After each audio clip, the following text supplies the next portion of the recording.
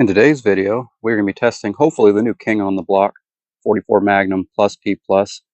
This is by Grizzly. It is the 360 grain Kodiak Bone Breaker. I have already tested the 355 grain. This is the Hammerhead hard cast round that Grizzly sells. And these were only for pre-order the last time I had purchased these. And I didn't even understand why they would make a round that was different just for 5 grains. And obviously I just didn't realize in the listing, big old full metal jacket. This ammunition has a full metal jacket on it, compared to the other Grizzly, which here, you can see, is just hard cast. It's not a coated projectile. Even the Underwood here was a coated projectile. This is the Underwood 340 grain plus P plus that I tested alongside the Grizzly. These did not really perform all that well. The autonomy in the lead, which makes it hard cast, must not have been great, because these deformed quite a bit. They almost acted like jacketed soft points. I mean, obviously they are under extreme velocity, so that might count for some of it. But I did say in my video, I think probably 3, maybe 4 times, I had the trigger locked to the rear after shooting on this Cold Anaconda here. And I've seen other people's videos, this happen to them, but it hasn't happened with any other ammunition that I've tested. It's only been this Underwood. And I had somebody tell me that it might actually be this coating. It's like a ceramic type coating, at least I'm pretty sure it is, that Underwood puts on it, that this coating might be coming off and getting stuck in the cylinder to frame gap here. And that might be my issue. Hopefully that's all it is. Again, I haven't had it with any other ammunition. I'm hoping I don't have it today with the new Grizzly here. Something I will have to keep an eye out with this. This is full metal jacket. Lead and even hard cast, as far as I've been told, does not cause flame cutting or erosion of the forcing cone nearly as much as jacketed rounds, and these are under some extreme pressure. So I will keep a look on my top strap, see if I'm getting any flame cutting.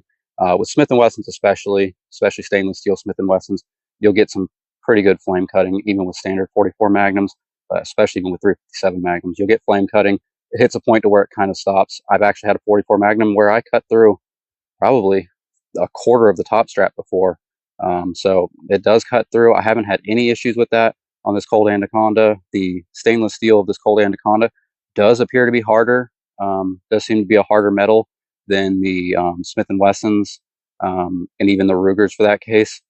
Just in scratching, just in carrying. I carry this gun every single day, and it's done really well. There's no deep scratching. You can see just overall finish scuffing. We're in some pretty harsh lighting, so if anything's showing up, it's showing up even worse.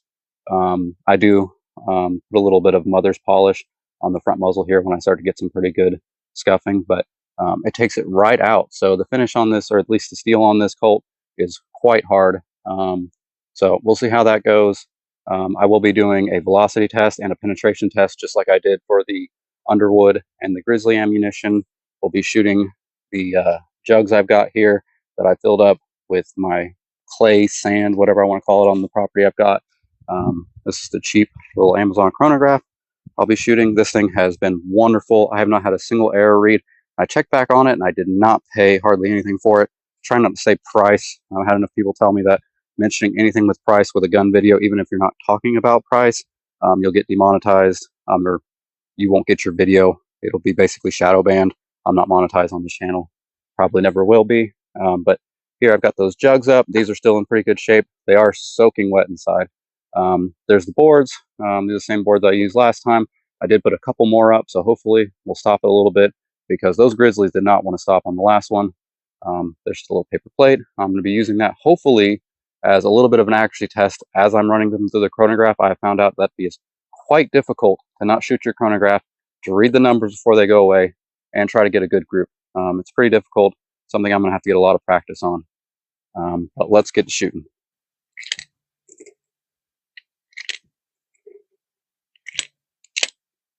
All right, we're going to get our 5-round average here.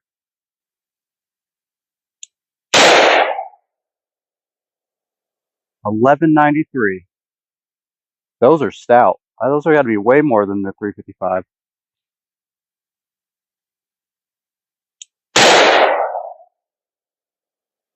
$11.67.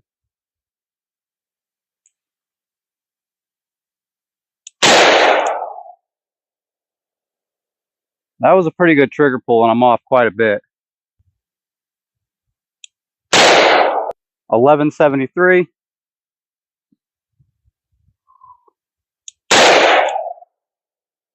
$11.55.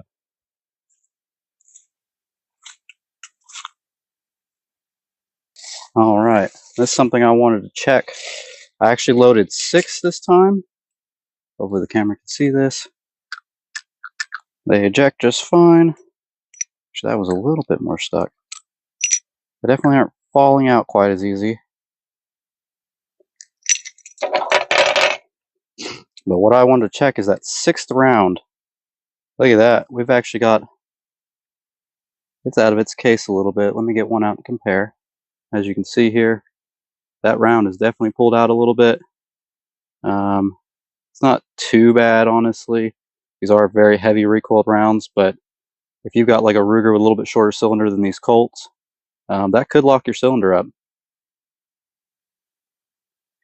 There's our group. That looks pretty terrible, especially this one down here.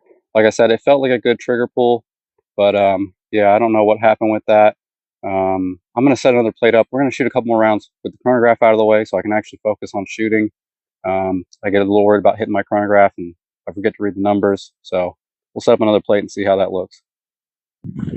All right, if I didn't say, I am shooting double action just because in a self-defense situation, that's what I'm going to be shooting. So I basically only shoot this gun in double action. One of the reasons for that also is this hammer and the recoil, or the hammer spring here, is very light on these Colts, to the degree that I worry about light primer strikes. So I've got a few hundred rounds to this gun, but I really want to make sure that I'm not getting any light primer strikes. So that's why I always shoot double action as well.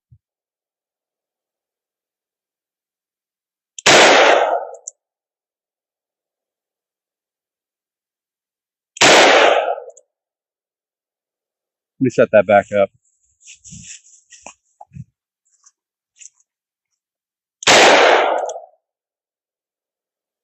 Oh, it's tearing my berm apart.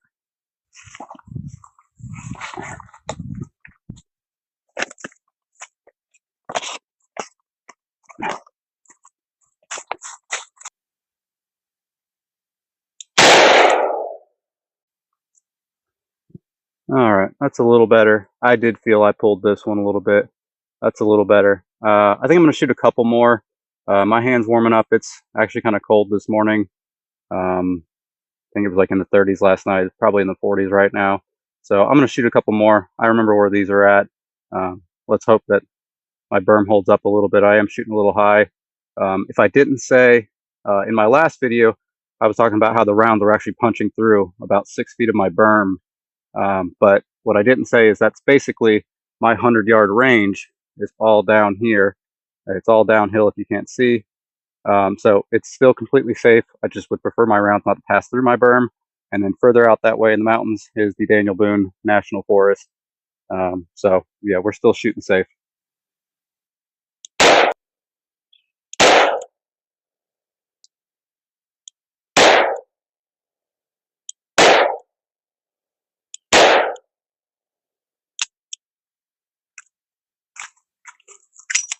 Those fall right out again. Look at that, so much better. All those 5 are right there.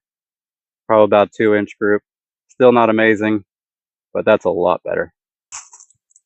All right, we're moving on to our penetration test here. We're going to throw through 2 jugs of the clay sand, and then I've got probably 10 boards in a row stacked up there. Let's see if we can catch this round.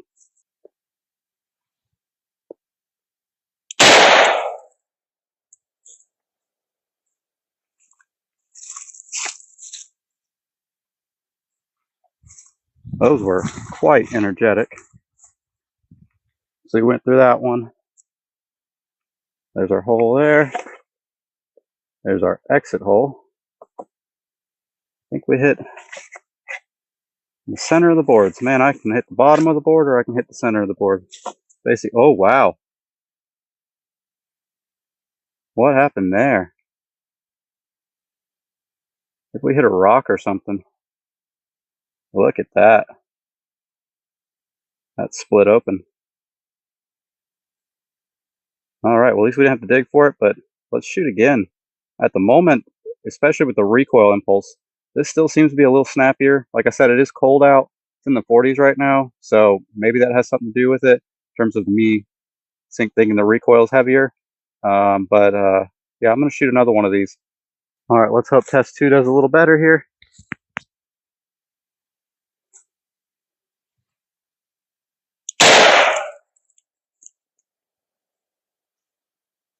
I might have went a little high on that one.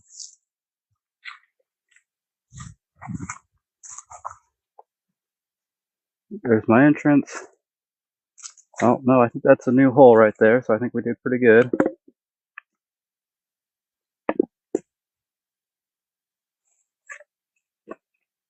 All right. All right, camera sideways. Oh, looks like it's probably this, because I think we nailed these two boards together. There it is. Wow. It is in there.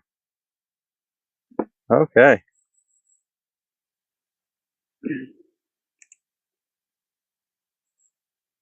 All right, let me get some pliers and see if I can pull that out.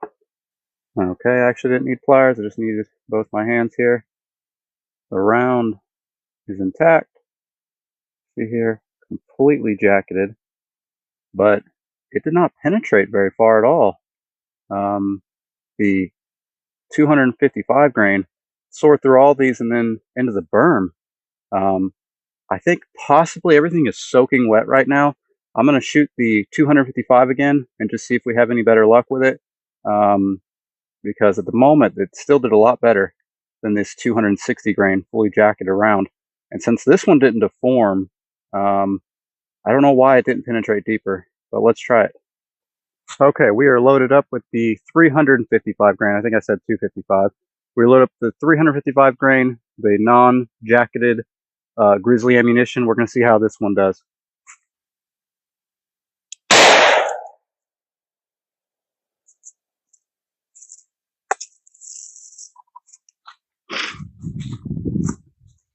All right, there's our entrance. These jugs are just about used up. There's our, that turn around? That must have turned around. Okay, there's our entrance.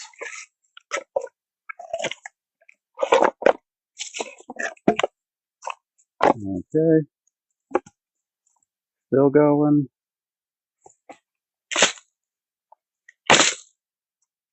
Oh, look at that. We're gonna have another repeat. All right, let me dig for this a little bit. All right, there it is. I only had to dig about 8 inches this time. That's a little better. So I guess the wet boards and wet soil definitely slowed it up a little bit. But there it is. Once again, outperforming another round.